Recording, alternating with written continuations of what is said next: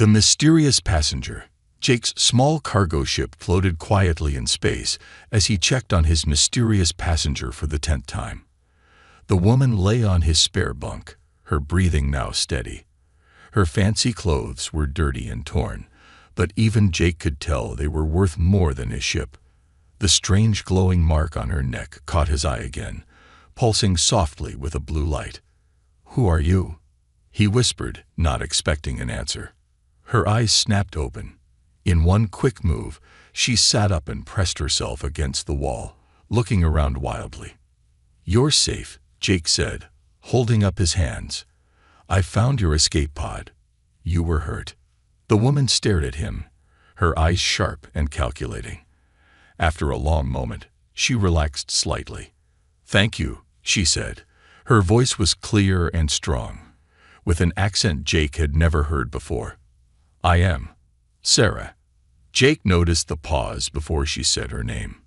Just like he noticed how she sat up straight, even though she must still be in pain, and how her eyes had already mapped every exit in the room. This was no ordinary passenger. "I'm Jake," he said.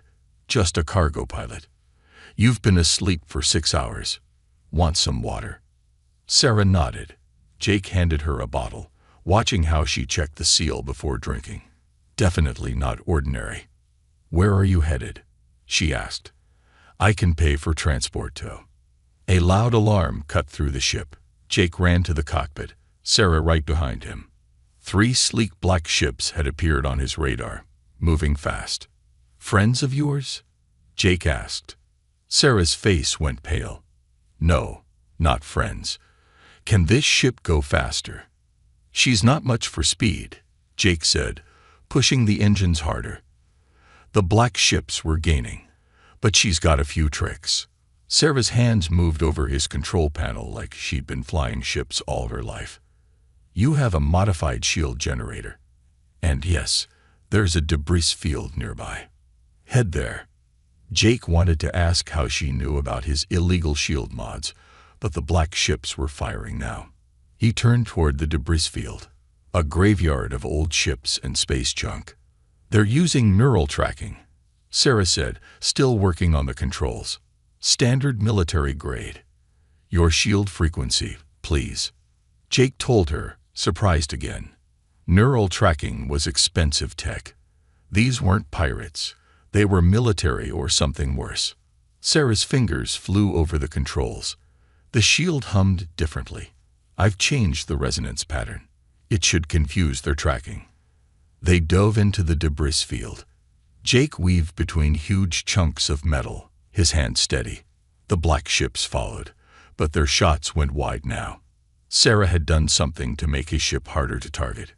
"There's a bigger piece ahead," she said. "On my mark, cut power and rotate 180 degrees.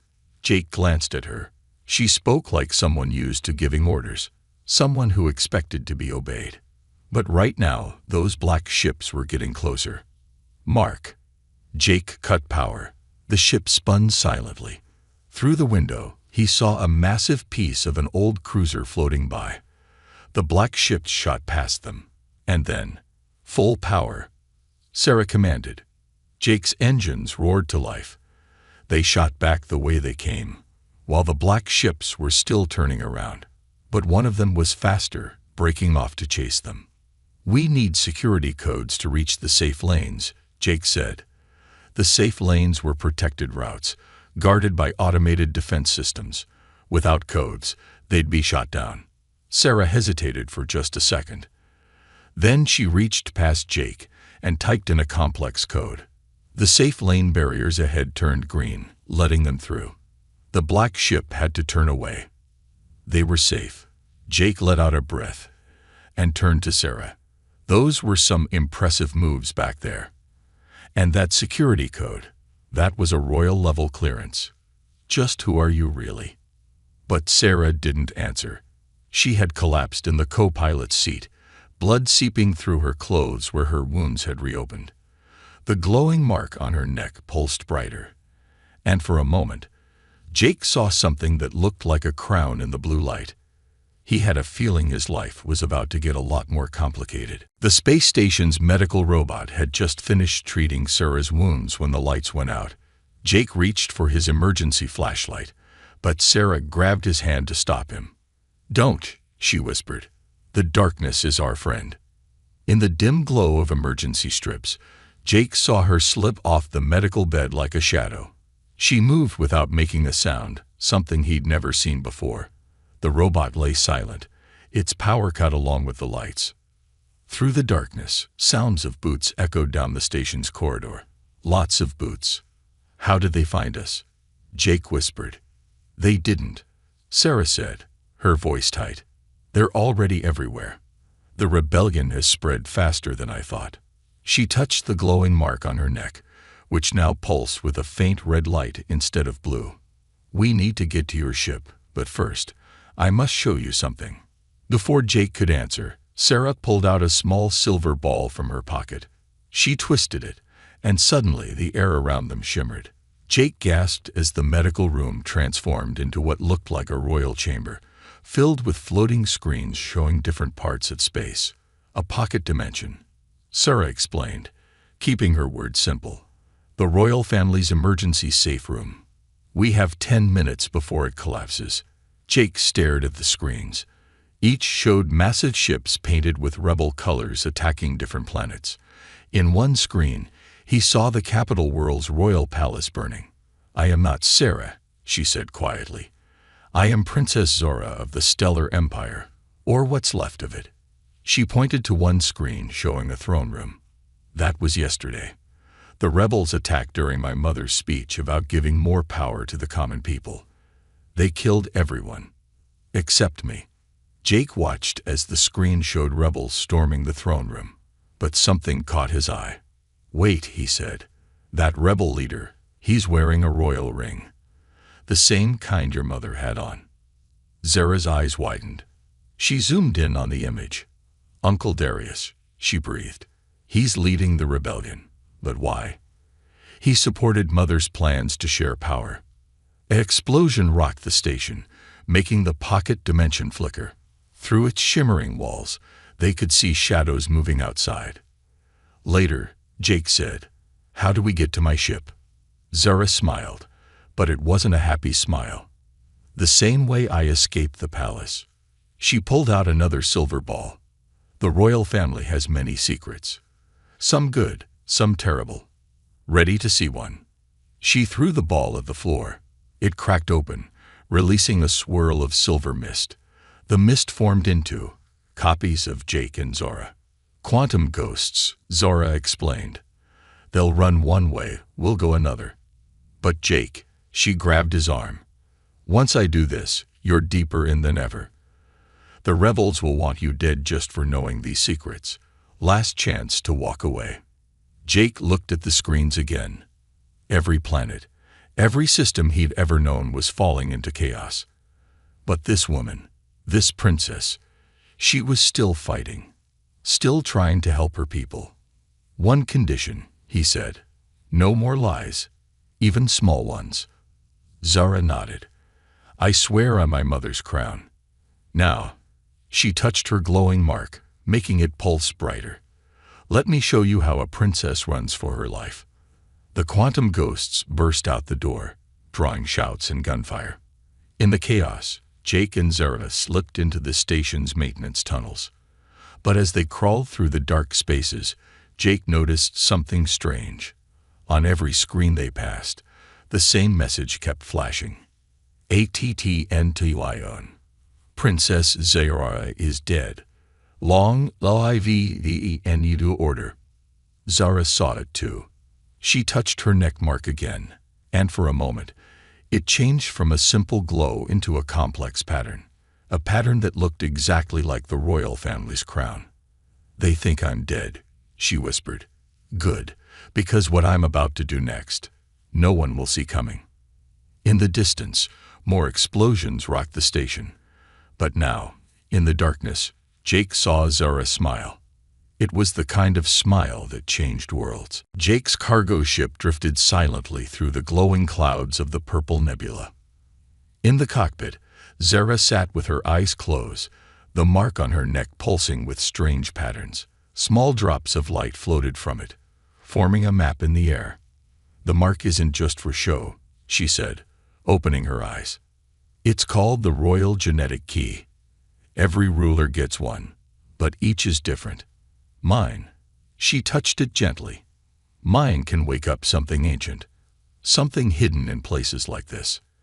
As if responding to her words, the nebula's purple clouds parted, revealing a massive shape. Jake's jaw dropped.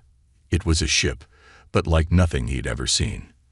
Its hull was crystal, shimmering with its own light. But it was broken, split in half.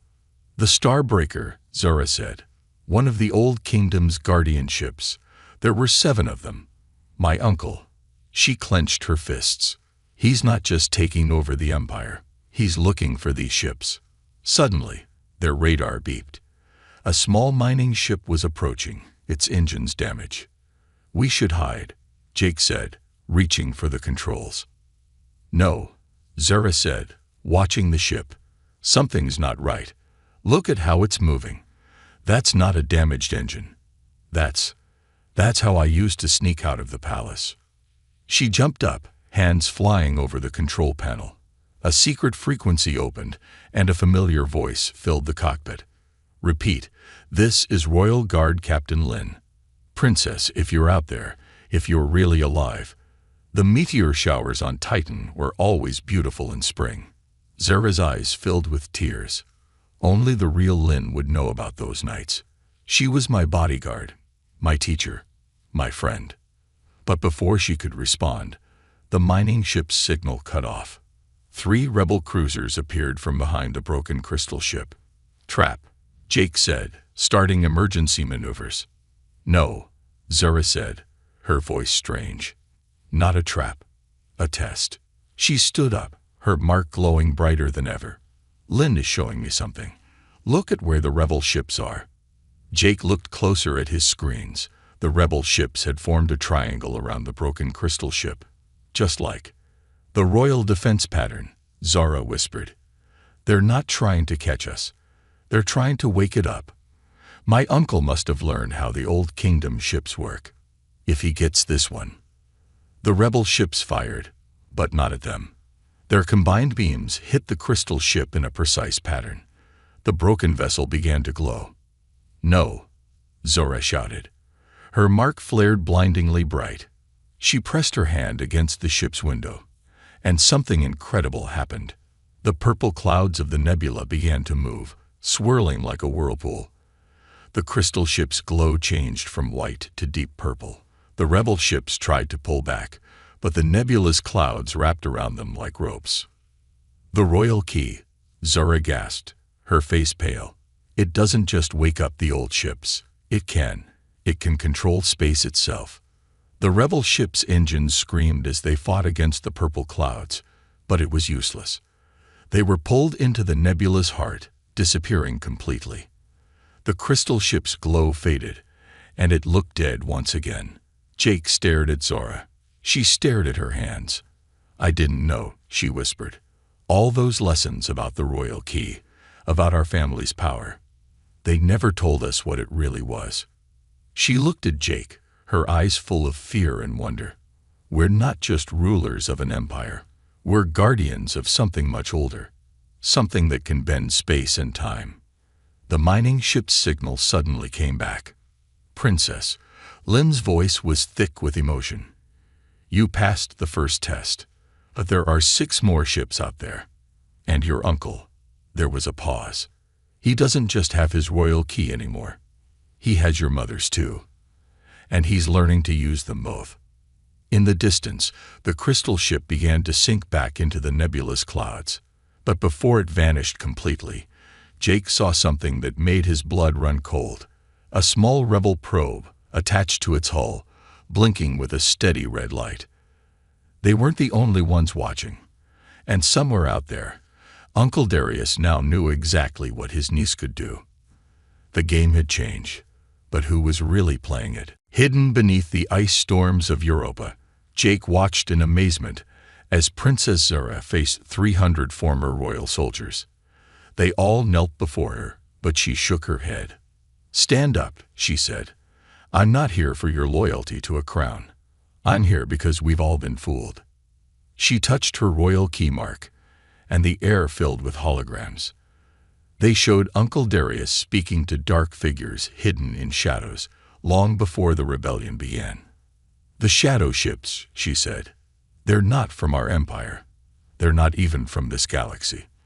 The holograms showed the black ships that had chased them emerging from a tear in space. "My uncle made a deal with them. They get our ancient crystal ships, he gets to rule what's left." Captain Lin stepped forward, her mining ship uniform now replaced with modified royal armor. "The aliens want the crystal ships because they're afraid of them. The Old Kingdom used these ships to seal the borders between realities, to keep things out that should stay out."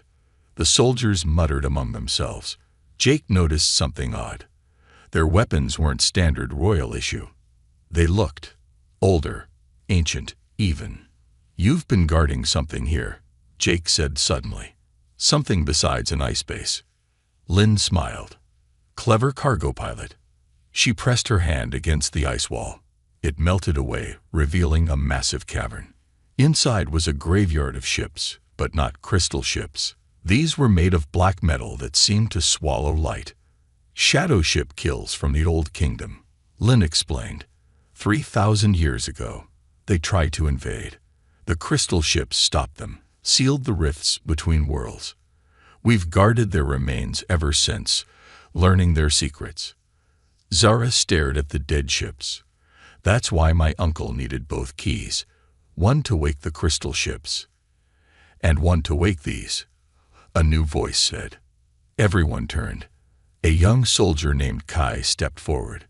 His eyes glowed with a strange purple light, the same color as Zora's key. "I'm sorry, Princess," he said, "but we needed to be sure." The purple light spread across his skin, forming patterns. "I am the last guardian of the Old Kingdom. We didn't all die. We waited, watched, protected." He raised his hand, and the ice cavern transformed. Suddenly, they stood in what looked like a star map, but the stars were connected by glowing lines of purple energy. "The network," Kai said. "The real power your family was meant to guard. Not ships, not weapons. Knowledge. The ability to connect worlds, heal rifts, build bridges between realities. But your uncle," his face darkened, "he wants to break it all. Let the shadow realm flood in. Remake everything." Zara's key pulsed in response to the map. "Then why wait until now? Why let him get so close?" "Because of you," Kai said simply. "Your mother knew what was coming. She chose you to bear that specific key. It's not like the others. It's the first key, from when the network was young, when it could still change." Suddenly, alarms blared. The ice above them shook. "Rebel ships," Lynn shouted. "Hundreds of them." But Zara wasn't looking up. She was looking at her key, which now showed the same pattern as the network lines. "It's not about fighting," she whispered. "It never was."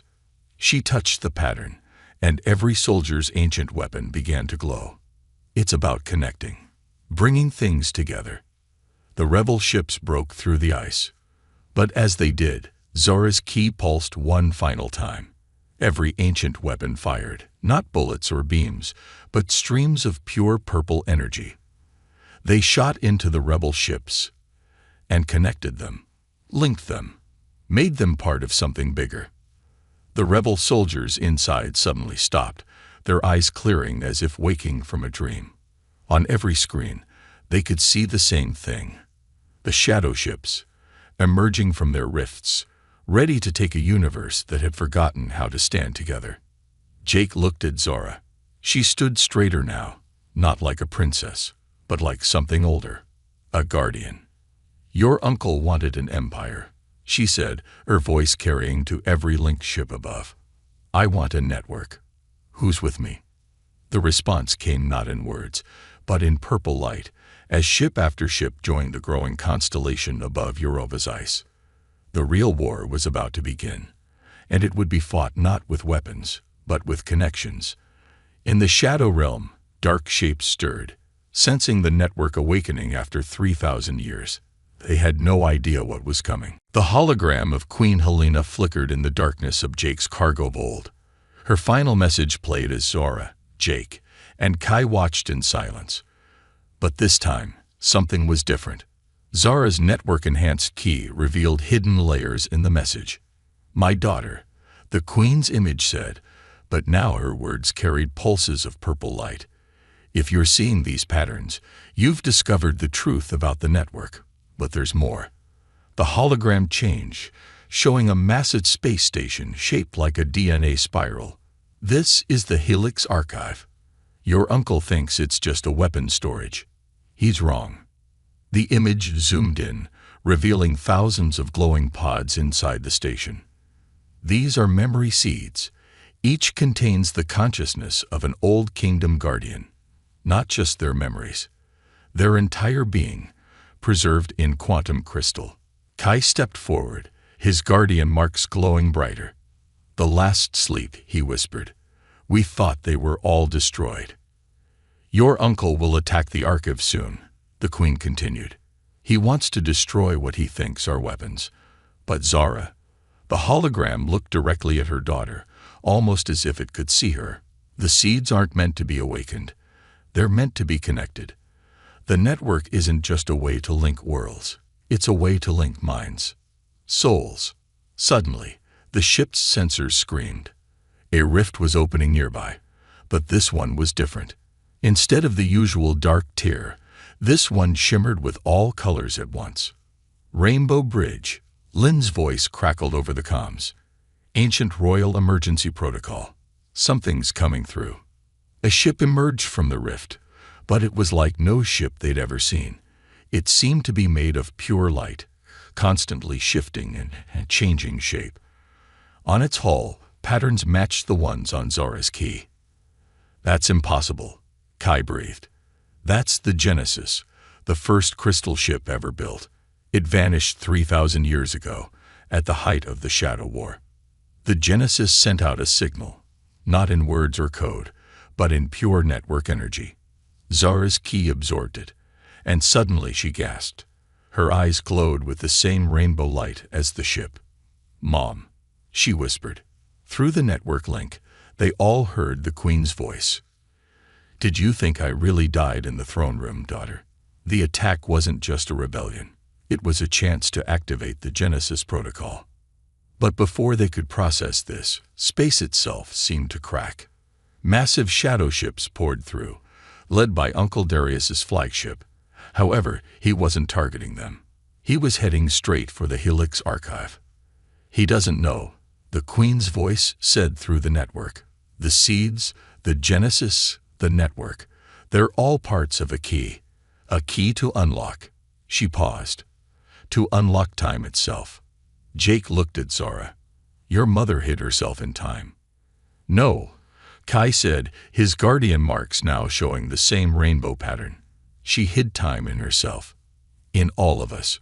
Every guardian. Every memory seed. Every crystal ship. We're all fragments of time, scattered to prevent the Shadow Realm from consuming all realities at once." Zara's key suddenly pulsed with blinding light. The Genesis ship responded, its hull opening like a flower made of light. Inside was a sight that defied understanding, a space that contained all spaces, a time that contained all times. "Choice time, daughter," the Queen's voice echoed. "We can wake the seeds, restore the guardians, rebuild the walls between realities. Or we can change everything." Zora finished. "Not just fight the shadows, but transform them. Turn enemies into allies, darkness into light." The shadow ships surrounded them now. Uncle Darius's voice boomed across space. "The seeds will burn. Reality will burn. Everything will." He stopped. Through every ship, every mind linked to the network, they felt it. The Genesis wasn't a ship at all. It was a choice given form. A moment of transformation waiting 3,000 years to happen. Zara looked at Jake, then at Kai, then at the infinite possibilities spinning within the Genesis. "Mom," she said finally, "you forgot something about time." She held out her hand to Jake. He took it without hesitation. "The past isn't just about what was," she continued. "It's about what could have been. And the future." She raised their joined hands. Her key's rainbow light merged with Jake's simple human determination, with Kai's ancient guardian power, with every connected mind in the network. The future is about what we choose to become. The Genesis pulsed one final time, and reality held its breath, waiting to see what choice they would make. The shadows watched too, feeling something they hadn't felt in 3,000 years. Inside the Genesis ship, time moved differently. Jake hung suspended in rainbow light, watching as moments from past and future played around him like falling stars. But he couldn't move, couldn't reach Zora, because Uncle Darius had her. "Beautiful, isn't it?" Darius said, holding Zara in a bubble of shadow energy. His own royal key had turned pitch black, corrupted by shadow realm power. Time itself, laid bare, but you're all seeing it wrong. Through the network link, everyone connected could hear him, could see what he saw. The shadow realm wasn't just darkness. It was pure possibility. Unlimited potential. The old kingdom didn't seal the shadows to save reality, Darius revealed. They sealed them because they were afraid. Afraid of true freedom. He gestured, and the rainbow light parted, showing infinite parallel worlds. Every choice, every path not taken. The shadows preserve them all. They are choice itself. Zara struggled in the shadow bubble, but then she saw something that made her stop. In one of the parallel worlds, her mother hadn't been kind, hadn't prepared for the future, had been a tyrant. "That's right," Darius said softly. "I didn't betray the Empire. I saved it from what it could have become, what it was becoming in 1,000 other timelines." The memory seeds in the Helix archive began to pulse. Each one showed a different guardian, facing a different shadow invasion. Some failed, some succeeded, some chose to join the shadows. The Genesis protocol wasn't about hiding time, Darius continued. It was about showing us the truth. Every choice creates shadows, paths not taken, lives not lived. The shadow realm isn't our enemy. It's the price of free will. Kay's guardian marks flickered, shifting between rainbow and shadow patterns. He's not completely wrong, he admitted. The old kingdom's records, they're not complete. We only saw what they wanted us to see. But Jake wasn't watching the parallel worlds or listening to Darius. He was watching Zara. Her key wasn't fighting the shadow bubble. It was resonating with it. "Time for your choice, dear niece," Darius said. "Join me. Help me free all possibilities." Or, he raised his corrupted key. The shadow realm began pouring through, not to destroy, but to merge, to offer every possible choice to everyone. That's when Jake understood. And through his connection to Zara, she understood too. "You're right, Uncle," she said. "About everything.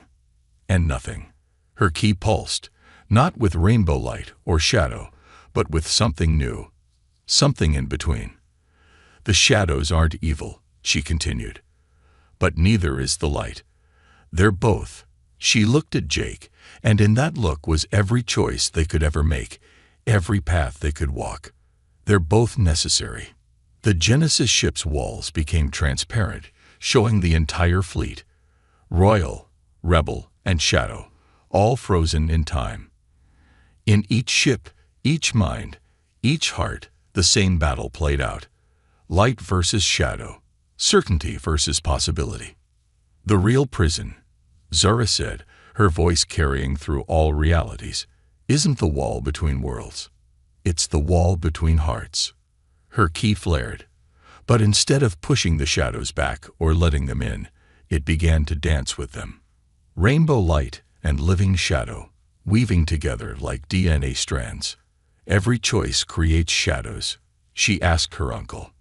"Then let's make the hardest choice of all." She reached through the shadow bubble, not to break it, but to take Darius's hand. Light and shadow swirled around them both. "Let's choose to be both," she said. "Light and shadow, order and chaos. What is and what could be." The Genesis ship pulsed one final time. The memory seeds cracked open, but what emerged wasn't just the old Guardians. It was every version of them, from every timeline, choosing unity over division. Reality shuddered. In the space between moments, Jake made his way to Zora. Not to save her. Not this time. This time, they would save each other. And in their choice to stand together, princess and pilot, light and shadow, certainty and possibility, they offered every reality a new path. The path between. But the price of that path, that would be revealed in their final hour. And somewhere in the depths of time, Queen Helena watched, and smiled, and whispered, "Now you understand. The Genesis Protocol wasn't about the end of all things. It was about the beginning." The universe held its breath as Zara danced between realities. Her body was pure energy now, a bridge between light and shadow. Jake watched from the Genesis ship as she wove together a million timelines, each one showing a different version of their story. But something was wrong. "The network can't hold," Kai shouted, his guardian marks flickering. "Too many possibilities at once. It's going to collapse." Through their connection, Jake felt Zara's pain. She was trying to hold everything together, every choice, every path, every possible future. The weight of infinite realities was crushing her. Then he heard her mother's voice, not from the past or future, but from somewhere in between. The final truth: "My daughter, why we scattered the seeds through time, why we built the Genesis." Queen Helena's voice echoed across all timelines. It was never about choosing between light and shadow. It was about the one power stronger than both. Uncle Darius laughed, his body half shadow, half light. "Love, hope, some foolish royal ideal." "No," Jake said suddenly, understanding flooding through him. "It's about letting go." He stepped forward, becoming pure energy himself, not through royal power or guardian magic, but through simple human choice. Through his connection to Zora, everyone saw what he saw. A cargo pilot's view of space, the quiet moments between stars, the beauty of accepting that you can't control everything, can't save everything, can't be everything. "The Shadow Realm offers infinite choices," Jake said. "The light demands perfect order. But life, real life, happens in the moments we accept we can't have either." Zara's eyes widened. In every reality, she saw it too. Her mother hadn't hidden time to save it. She'd hidden it to teach them all what time really was. A river you couldn't control, only flow with. "The Genesis Protocol," Zara whispered. "It's not a weapon or a key. It's a lesson." She released her hold on the timelines. But instead of chaos, something miraculous happened. The possibilities began arranging themselves, like streams flowing naturally into a river. Light and shadow stopped fighting and started dancing. Uncle Darius stared in wonder. "All this time, we were trying to control it, when we should have been learning from it," Zora finished. The memory seeds burst open, but the Guardians didn't emerge as warriors. They emerged as teachers. Each one carried a piece of the oldest truth. The universe didn't need rulers or protectors. It needed people willing to learn, to grow, to change. The Genesis ship transformed one final time. Its walls became mirrors, showing everyone, royal, rebel, guardian, and shadow, their reflections across all possible timelines. But more importantly, it showed them their present, the only moment they could actually change. Zara looked at Jake, both of them glowing with the power of pure choice, ready to try something that's never been done in any timeline. He took her hand. "Let me guess, we're going to fail spectacularly." She grinned. "Probably. But that's the point, isn't it? The freedom to fail, to learn, to try again." Together, they released everything. All the power, all the possibilities, all the perfect futures and darkest paths. They let it all go. And in that moment of perfect surrender, the universe learned to dance. Reality rewrote itself, not into a perfect order or infinite chaos, but into something new, something that had room for both light and shadow, certainty and possibility, queens and cargo pilots. The royal palace rebuilt itself, but differently. Its walls were transparent now, showing the dance of realities outside.